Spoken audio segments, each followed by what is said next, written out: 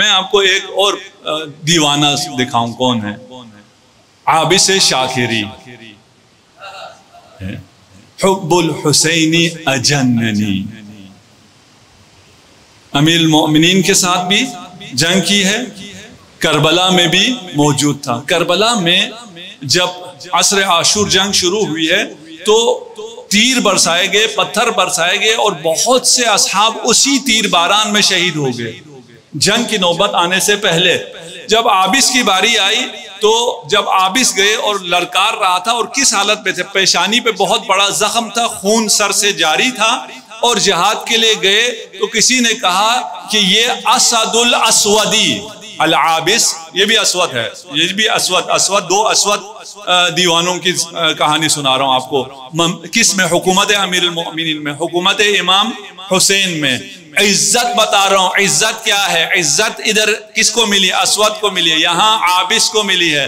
عابس جا رہا ہے، حالت یہ ہے، کہا کسی نے کہ یہ اسد الاسود ہے، اس کے سامنے کوئی نہ جائے، اگر گئے تو ہلاک ہو جاؤ گے. سب چاروں طرف سے اسے گھیرو اور اسے دور سے پتھر مارو. 200 لوگوں نے عمر سعد کے حکم پر عابس کو پتھر مارنے شروع کیے.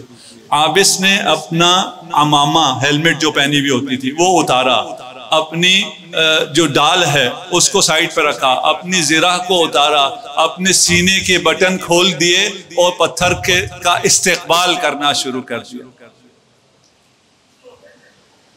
کسی نے کہا عابس یہ کیا کر رہا ہے؟ عابس پتھر آ رہے ہیں، پتھر کے جواب میں سینہ نہیں تانتے، پتھر کے جواب میں سر سے ہیلمٹ نہیں اتارتے. پتہ ہے کیا کہا؟ کہا محبوب کی راہ میں جو بھی آئے اس کا استقبال کیا جاتا ہے. دیکھو کس راستے میں آ رہا ہے، کس طرف سے آ رہا ہے. اچھا برا کی بات نہیں ہے، کہاں سے آ رہا ہے، کیسے آ رہا ہے.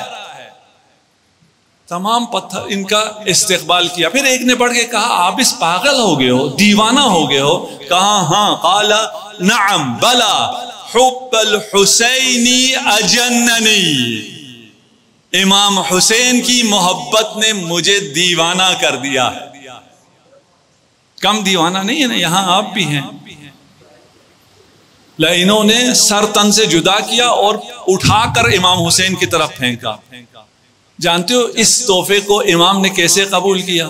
امام زمانہ کہتے ہیں السلام علی العابس ابن الشبیب الشاکری. یہ عزت ہے، اس سے بڑی عزت کیسے ہو سکتی؟ حکومت امام یہ نہیں ہے کہ مجھے کیا ملے گا. حکومت امام میں کیا کروں گا، میں کیا پیش کروں گا. مقابل میں تجھے عزت مل رہی ہے، تجھے دنیا و آخرت مل رہی ہے. تو عز بہل اسلام و اہلہ.